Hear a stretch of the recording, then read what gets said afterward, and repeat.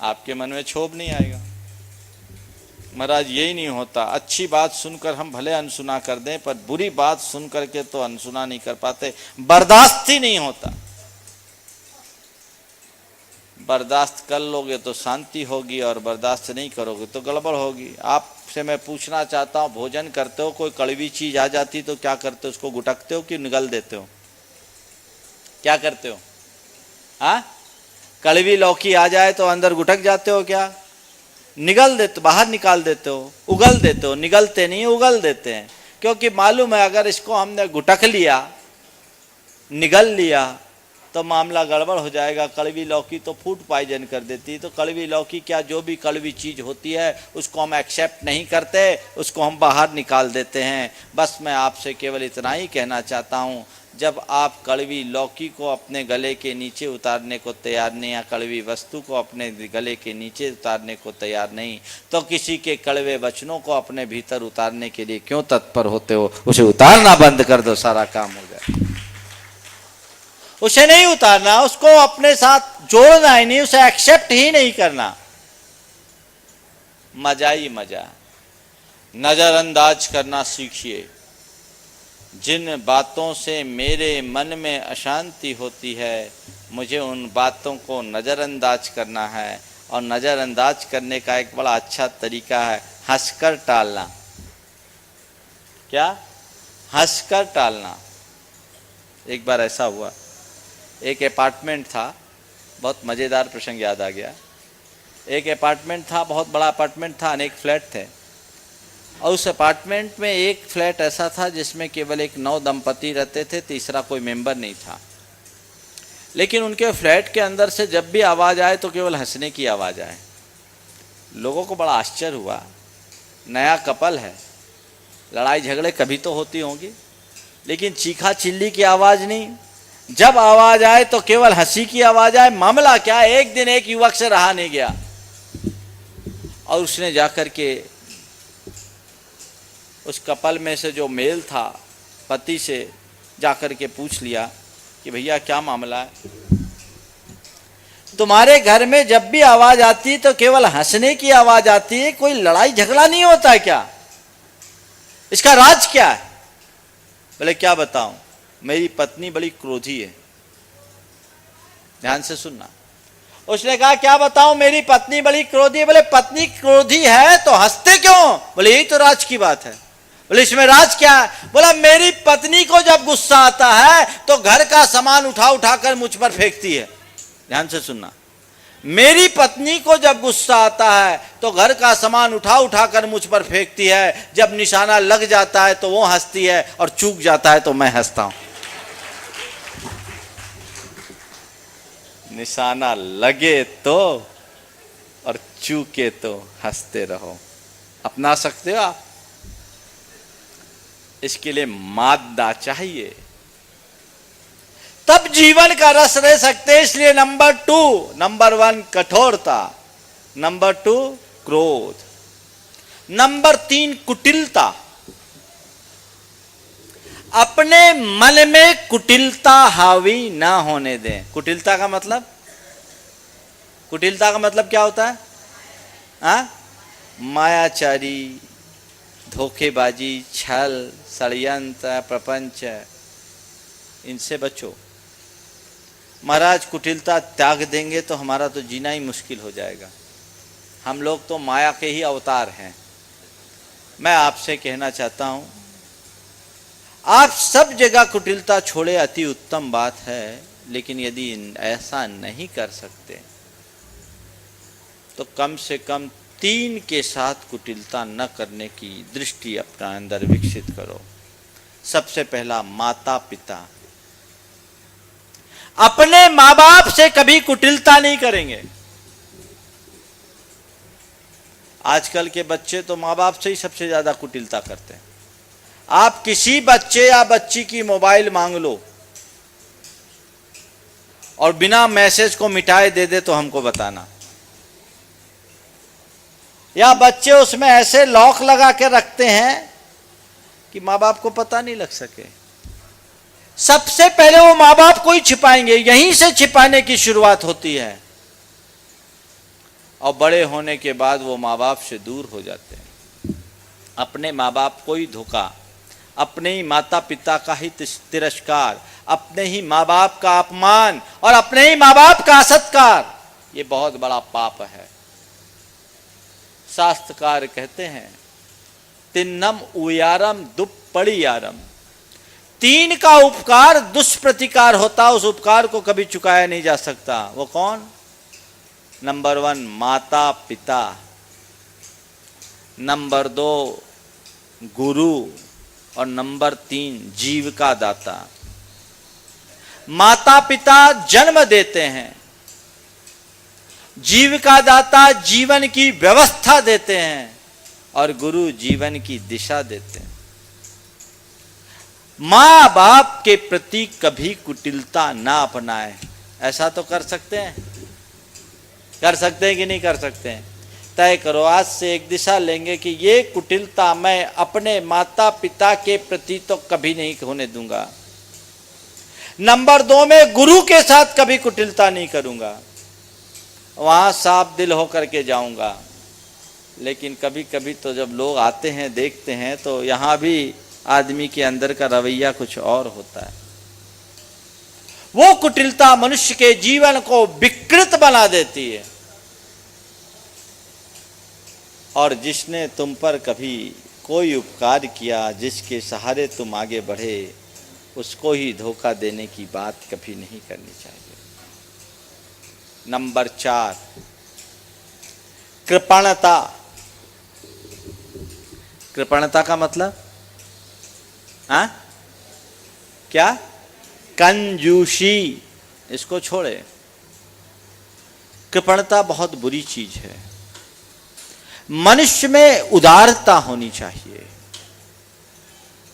उदारता किस क्षेत्र में? शरीर के क्षेत्र में, संपत्ति के क्षेत्र में, संबंधों के क्षेत्र में और समय के क्षेत्र में। अगर आप शरीर के क्षेत्र में उदार हैं तो आप कभी किसी की शारीरिक सेवा करने में नहीं चूकोगे। जितना बन सके शरीर से दूसरों की सेवा करो। लेकिन लोग बड़े कंजूस हैं। आज के समय में तो ऐसी मनोवृत्ति बढ़ते जा रही है कि किसी को कोई एक गिलास पानी के लिए पूछने को जल्दी से तैयार नहीं होता है। आपकी कृपणता, इस कृपणता से अपने आप को ऊपर उठाने की कोशिश कीजिए। आप अपना जहां तक बन सके दूसरों के प्रति जितना मैं शरीर का योगदान दे सकूं दूं, जितने में मुझे नुकसान ना हो। दिल्ली वाले प्रति वर्ष यहां आते हैं तीर्थ यात्रियों की सेवा के लिए। क्या भाव लेकर आते हैं? अभी तक तो कभी नाम भी नहीं रखते थे। बोले महाराज इस बार नाम रखना पड़ा क्योंकि बहुत सारे लोग हमारे नाम से चंदा लेने लगे। तो बचते हैं, आ रहे हैं, अपना समय दे रहे हैं, अपनी शक्ति लगा रहे हैं, अपना संसाधन लगा रहे हैं। ये क्या है? ये कृपणता है या उदारता? उदारता। ये तो अपनी उदारता का परिचय दे रहे हैं। लेकिन जो भोजन कर रहे हैं वो कभी थैंक्स देते हैं, भाई साहब आपने बहुत अच्छी व्यवस्था की। ये कृपणता है तुम्हारी।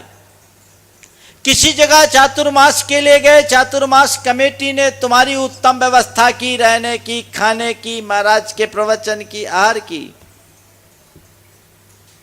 तुमने सब कुछ का फायदा लिया, धन्यवाद देने की जगह कमियां गिनाना शुरू कर दी। तुम्हारी कृपणता है कि नहीं? कभी थैंक्स, जिसके निमित्त से तुमने इतना पुण्योपार्जन किया। वहां शरीर में भी कृपणता और शब्दों में भी कृपणता। अगर किसी के थोड़े से सहयोग के प्रति आपने यदि धन्यवाद का 2 शब्द प्रकट कर दिया तो क्या कमी हो जाएगी? लेकिन वहां भी कंजूसी। महाराज बोलने की क्या जरूरत है, तो उनकी ड्यूटी है। उनकी ड्यूटी का पता, खुद की ड्यूटी। ये कृपणता। ये तो मैं एक उदाहरण दे रहा हूं। आप देखो कि मन कितना कंजूस है, बहुत कंजूस है। हर बात में कृपणता। शरीर के क्षेत्र में, शब्द के क्षेत्र में, समय के क्षेत्र में किसी को टाइम देना। अगर कोई टाइम मांगे आपसे तो महाराज अब तो खुद के लिए टाइम नहीं है, दूसरों को टाइम कहां से दे, बड़ी मुश्किल है। इतनी आपाधापी, इतनी भाग दौड़, लोगों के पास समय ही नहीं है। समझ में नहीं आता। एक दिन एक ने कहा महाराज क्षण भर का काम नहीं है और रत्ती भर काम नहीं है और क्षण भर की फुर्सत नहीं है, सब भाग रहे, समय नहीं। क्या स्थिति। जिनके लिए जरूरी है उनके लिए मैं समय दूं। परिवार में कोई आया है तो उनको मैं अटेंड करूं। समाज में कोई आया है, अगर कोई गुरु आए हैं तो मैं वहां जाकर के वहां अपना समय दूं, व्यवस्था में सहभागी बनूं। कहीं किसी धार्मिक कार्य में मैं सम्मिलित हुआ हूं तो वहां मैं अपना जो उत्कृष्ट योगदान दे सकूं, कुछ नहीं तो समय दूं। दृष्टि नहीं, कोई समय देने को तैयार नहीं। एक बड़े उद्यमी के बेटे ने अपने पिता से कहा कि पापा आप 1 घंटे में कितना कमाते हो? पापा आप 1 घंटे में कितना कमा लेते हो? पिता ने पूछा क्यों? बस यूं ही बताइए ना। बोला यूं करीब 5,000। बेटा अपनी मम्मी से के पास गया और मम्मी से कहा कि मम्मी आप 2,000 रुपये मुझे दोगी? बोले क्यों? बोले दीजिए ना। मम्मी ने उसे 2,000 रुपये दिए और उसने अपने गुल्लक से 3,000 निकाले। 3 और 2 मिलके 5 हुए। अपने पिता के सामने रखते हुए कहा पापा लो पकड़ो ये पूरे 5,000 और प्लीज मुझे अपने 1 घंटे दीजिए। ये 5,000 रुपये लीजिए और 1 घंटे दीजिए। समझ रहे आप बात को? आज की इस आपाधापी पर कितना करारा प्रहार है। समय में भी कृपणता। आखिरी नंबर पर आती है संपत्ति की कृपणता। शरीर की शरीर, समय, शब्द और संपत्ति। पैसे के क्षेत्र में तो सब कंजूस। कमाते समय तो खूब तत्पर, निकालते समय नहीं। व्यक्ति को जिस अनुपात से आय होती है उसी अनुपात से व्यय भी होना चाहिए। तुम्हारा कंट्रीब्यूशन होना चाहिए। कृपणता कतई अनुकरणीय नहीं है। एक दिन तो तुम छोड़ के चले ही जाओगे, हाथ में बचेगा क्या? लेकिन कंजूस कंजूस होते कहते हैं मक्खी चूस होते हैं। हाँ? देने के नाम पर प्राण निकल जाए नहीं। वहां कंजूसी अनुकरणीय नहीं है। अगर हम हैं, हमने कुछ पाया है तो उदारता विकसित होनी चाहिए, कृपणता नहीं। उदार बने। एक बात बताऊं, कंजूस बनने के लिए भले विपुल धन की आवश्यकता हो। उधर से कंजूस बनने के लिए भले ही विपुल धन की आवश्यकता हो, उदार बनने के लिए तो केवल विशाल हृदय की आवश्यकता होती है। उदारता के लिए विशाल हृदय चाहिए। कम पैसे वाला आदमी भी अधिक उदार हो सकता है और अधिक पैसे वाला व्यक्ति भी अनुदार कंजूस हो सकता है। इसलिए उदार बने, उदारता को अपने जीवन का आदर्श बनाकर चले और जब जरूरत पड़ जाए तो दान धर्म में कभी पीछे न हो। दान धर्म में आगे बढ़ना चाहिए। आज प्रद्युमन ने मुझे बताया कि महाराज मैं 1988 में सम्मेद शिखर आया और पारसनाथ भगवान की टोंक पर मैंने एक संकल्प लिया कि अपनी आमदनी का एक हिस्सा मैं धर्म के कार्य में लगाऊंगा और एक पर्टिकुलर हिस्सा उनने तय कर लिया कि सम्मेद शिखर के लिए लगाऊंगा। उस व्यक्ति ने मुझसे कहा, महाराज जिस दिन से मैं भगवान का पार्टनर बन गया मेरा कोई काम नहीं रुका, आज मैं कभी मुड़कर नहीं देखा और जितना मुझे सोचता हूं उससे ज्यादा करते आ रहा हूं। ये सोच होनी चाहिए। तुम्हारा कंट्रीब्यूशन क्या? तीर्थ क्षेत्र पर हर वर्ष तुम आते हो, क्षेत्र की वंदना करके पुण्य कमाकर घर जाते हो, इस क्षेत्र के लिए क्या करते हो? जिस धर्म के आचरण से तुम्हारे संस्कार बने, तुम्हारे परिवार के संस्कार बने, उस धर्म की परिपाटी को आगे बढ़ाने के लिए तुम क्या करते हो? उस धर्म की प्रभावना के लिए तुम्हारा क्या योगदान है? यदि कुछ योगदान है तो तुम में कुछ उदारता के अंश मानना होगा, मानेंगे, और यदि नहीं है तो मानकर चलना अभी कृपणता की भूमिका में जी रहे हो। ये कृपणता कतई अनुकरणीय नहीं है, समझ गए? लेकिन कंजूस की हालत तो बड़ी अलग होती है।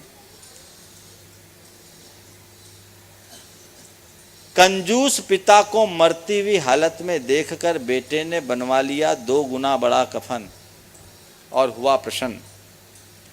कंजूस बाप को मरती हुई हालत में देखकर बेटे ने बुनवा लिया 2 गुना बड़ा कफन और हुआ प्रसन्न। पिताजी ने जीवन भर न ढंग से कुछ खाया और न पहना, कम से कम मैं ओढ़ा तो सकूंगा 2 गुना बड़ा कफन। सुनते ही बाप, अभी जिंदा था, मरा नहीं था, सुनते ही बाप ने बेटे से कहा, बेटा ठीक नहीं है तेरी मर्जी, क्यों करता है फिजूल खर्ची? बेटे ठीक नहीं है तेरी मर्जी, क्यों करता है फिजूल खर्ची? कपड़ा आखिर कपड़ा है, बेकार नहीं जाएगा, आधा मुझे उड़ा दे, आधा तेरे काम आ जाएगा। क्या करोगे? तय करो। कंजूस नहीं, उदार बने, उदारता को अपनाए। एक कंजूस आदमी था, जीवन में बहुत पैसा कमाया, लेकिन एक दाना खाया नहीं। अक्सर वो उपवास रखता और पारना भी घर में नहीं करके जिस किसी के घर करता। कहता आज मेरा अष्टमी का उपवास है, तो चतुर्दशी का, तो पंचमी का, तो एकादशी का मैं सोचता हूँ इसकी पारना का पुण्य आपको दिलवा दूँ। तो जिस किसी के घर वो पारना करता। ऐसा आदमी जिसने जिंदगी भर केवल कमाया हो, खाया ना हो, उसके घर धन तो अपार होगा ही। संयोग तो एक दिन उसके घर एक चोर घुसा और चोर को जिंदगी में पहली बार इतना माल मिला। तो चोर ने सोचा कि ये किसी पुण्योदय का परिणाम है, चलो और कुछ अच्छा कार्य कर दूं। तो अपनी इस मोटी कमाई को ख्याल में रखते हुए उसने एक बड़ी पंगद्दी पूरे गांव भर के लोगों को बुलाया। जब गांव भर के लोगों को बुलाया तो महानुभाव भी पहुंच गए। जैसे ही महानुभाव पहुंचे, मुंह में उनने कौर डाला और कौर क्लिक होकर बाहर आ गया। एकदम मुंह में कौर डाले, कौर बाहर। पहला कौर डाला, कौर बाहर। दूसरा कौर डाला, वो भी बाहर। और जब तीसरा कौर डाला, वो बाहर हुआ, तो उठकर एकदम खड़ा हो गया और एकदम ऊंची आवाज में तमतमा कर बोला, बस पता लग गया, पता लग गया, पता लग गया। लोगों ने बोला क्या पता लग गया? बोले चोर पकड़ा गया। क्या बोल रहे हो, क्या पता लग गया? कौन चोर? बोले मेरे घर का चोर कौन है, पता लग गया। बोले क्या? बोले निश्चित मेरे घर में इसी ने चोरी की है। बोला निश्चित मेरे घर में जो चोरी हुई, चोरी करने में इसी कहा था, इसी ने चोरी किया। बोले कैसे बोलते हो? बोलता हूं इसलिए कि आज तक मेरी कमाई का एक दाना भी मेरे गले से नीचे नहीं उतरा। ये अनाज मेरे गले से नीचे नहीं उतर रहा, पक्का प्रमाण है कि मेरा ही अनाज है।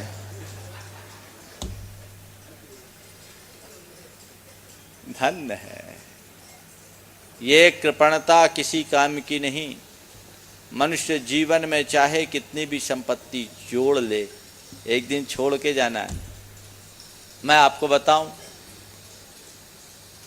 या तो लेके जाओ या दे के जाओ, या फिर छोड़ के जाओगे। लेके जाने की गुंजाइश तो है नहीं, और दे के जाओगे नहीं तो छोड़ के जाओगे। तो छोड़ के जाने से अच्छा है दे के जाओ। समझ गए? वो दे के जाओगे तो तुम्हारे काम में आएगा, वह तुम्हारे जीवन के उत्कर्ष का आधार बनेगा। इसी के बदौलत जीवन की उन्नति होगी। इसलिए आज से तय करो, मैं जहाँ जरूरत होगी वहाँ कृपणता नहीं अपनाऊंगा। कभी कहीं किसी के लिए मुझे समय की आवश्यकता होगी, समय दूंगा। शब्दों की आवश्यकता होगी, शब्दों का जहाँ जैसा होगा सहयोग करूँगा। शरीर की आवश्यकता होगी, शरीर से सहयोग करूँगा। और जहाँ धन की आवश्यकता होगी वहाँ खुले दिल से धन का उपयोग करूँगा। यदि ऐसी सोच आप बना करके चलते हैं तो जीवन में बहुत आनंद आएगा। और नंबर 5, कृतज्ञता। कृतज्ञता समझते हैं? कृतज्ञता का मतलब क्या होता है? दूसरों के उपकार को भूल जाना कृतज्ञता कहलाती है। हम पर कभी किसी ने कोई उपकार किया तो जीवन भर मत भूलो। नीतिकार कहते हैं कि अवसर पर किया गया छोटा सा उपकार भी महान होता है।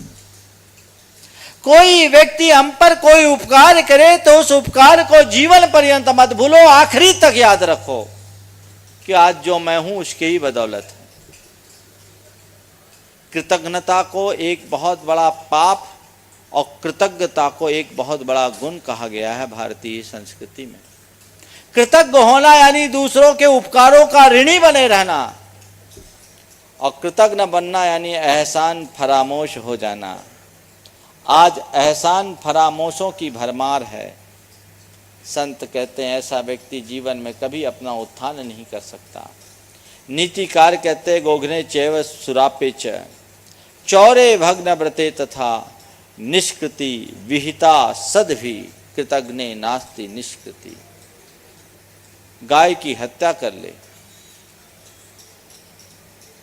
शराब पी ले, चोरी कर ले, भग्न व्रत हो जाए, अपना व्रत खंडित कर ले, उस व्यक्ति का भी प्रायश्चित से उद्धार हो सकता है। लेकिन कृतज्ञे नास्ति निष्कृति। कृतज्ञ व्यक्ति के जीवन में कभी कोई प्रायश्चित नहीं। कृतज्ञता को खत्म करे, कृतज्ञता को आत्मसात करे। दूसरों के छोटे से उपकार को भी अपने हृदय में पत्थर की लकीर की तरह अंकित कर ले, और खुद दूसरों के प्रति कितना भी बड़ा उपकार करो उसे पानी की लकीर बना दे। दूसरों के स्वयं के प्रति किए गए उपकार को पत्थर की लकीर की तरह हृदय में अंकित रखें, और स्वयं द्वारा दूसरों के प्रति कोई उपकार करे तो पानी की लकीर की तरह उसे भुला दें। लोग उल्टा करते हैं, दूसरे के अपकार को पत्थर की लकीर बना लेते हैं और उनके उपकार को पानी की लकीर। दूसरों के प्रति उपकार करते हो उसे पत्थर की लकीर, और जिनके ऊपर अपकार करते हो उनको पानी की लकीर बनाकर भूल जाते हो। ये गलती। एक कवि ने बहुत सार्थक बात लिखी, मैं जिसके हाथ में एक फूल देकर आया था, मैं जिसके हाथों में एक फूल देकर आया था, उसी के हाथ के पत्थर मेरी तलाश में है। बहुत गहरी बात है जो आज के समाज का यथार्थ चिंतन करती है। ऐसी कृतज्ञता से अपने आप को बचाने की कोशिश करनी चाहिए। ये कृतज्ञता बहुत बुरी चीज़ है। सब के प्रति कृतज्ञ हो। सबसे पहले अपने माँ बाप के प्रति कृतज्ञ हो जिन्होंने तुम्हें जन्म दिया, जीवन दिया और जीवन की व्यवस्था दी। तुम्हारे शरीर का एक एक बूंद खून तुम्हारे माता पिता के कृपा का प्रसाद है। विचार करो, अगर तुम्हारी माँ ने तुम्हें 9 माह तक अपने पेट में नहीं रखा होता तो तुम्हारा क्या होता। यदि तुम्हारी माँ ने तुम्हें पेट से ही परलोक पहुंचा दिया होता तो तुम्हारा क्या होता। यदि तुम्हारी माँ ने तुम्हें जन्म देने के बाद किसी झाड़ी में फेंक दिया होता तो तुम्हारा क्या होता। यदि तुम्हारी माँ ने तुम्हें दूध नहीं पिलाया होता तो तुम्हारा क्या होता। यदि तुम्हारी माँ ने तुम्हें समय पर खाना नहीं खिलाया होता तो तुम्हारा क्या होता। और उस दिन छत से नीचे झांकते वक्त यदि पिता ने लपक कर तुम्हें अपनी ओर खींचा नहीं होता तो तुम्हारा क्या होता। सामने तेजी से आ रहे ट्रक को देखकर पिता ने तुम्हें अपनी ओर खींचा नहीं होता तो तुम्हारा क्या होता। याद करो बचपन से अब तक की उन तमाम बातों को जिनके बदौलत तुम आज यहाँ तक पहुँचे हो। उसके आगे अगर देखा जाए तो माता पिता के उपकार गिने नहीं जा सकते। नीतिकार कहते हैं कि समुद्र के जल को शाही और वन की लकड़ी को कलम और धरती को कागज बना दो तो भी माँ बाप के उपकारों को लिखा नहीं जा सकता। इस धरती के समस्त रजकण और समुद्र के सारे जलकण को भी एक कर दे तो माँ बाप के उपकारों को, ऋण को चुकाया नहीं जा सकता। और आज जब उनकी ही खुली उपेक्षा, माता पिता जब अपने ही जाए संतान की उपेक्षा के शिकार होते हैं, उस घड़ी जो उनकी वेदना होती है बहुत मार्मिक होती है। लेकिन क्या करें, ये बहुत बुरी स्थिति है। समय आप सबका काफ़ी हो गया है, इसलिए अभी ज़्यादा इस संदर्भ में बात मैं नहीं करना चाहता, लेकिन इतना ही कहना चाहता हूँ कि कृतज्ञता को अपने जीवन का आदर्श बनाएं। मेरी भावना की इन पंक्तियों को सदैव याद रखें। होऊं नहीं कृतज्ञ कभी मैं, द्रोह न मेरे उर आवे। बस मैं कभी किसी के प्रति कृतज्ञ ही न बनूं, ये बहुत नीच कर्म है। जब कोई भी हमें किसी भी प्रकार का उपकार करे तो उसके उपकार को मैं स्वीकार करके आगे बढ़ूं, जीवन की उन्नति होगी। हम सब पार्श्वनाथ भगवान के इस निर्वाण स्थली में उनके निर्वाण दिवस पर अपनी आस्था का अर्घ अर्पित करने के लिए यहाँ एकत्रित हुए हैं। पार्श्वनाथ भगवान के चरणों में आए, उनके प्रति न केवल हम अपनी श्रद्धा प्रकट करें अपितु उनके जीवन आदर्श को आत्मसात करें, जिससे हम अपने जीवन का कल्याण कर सकें। उनने सारी बुराइयों को रिफ्यूज किया, वो पार्श्वनाथ बन गए। हम इन बुराइयों को रिफ्यूज करना शुरू करें, रिड्यूज करना शुरू करें, निश्चित हमारे भीतर का भी पार्श्व प्रकट होगा और हम अपने जीवन का कल्याण कर सकेंगे। समय आप सबका हो गया, यहीं पर विराम। बोलिए परम पूज्य आचार्य गुरुवर श्री विद्यासागर जी महाराज।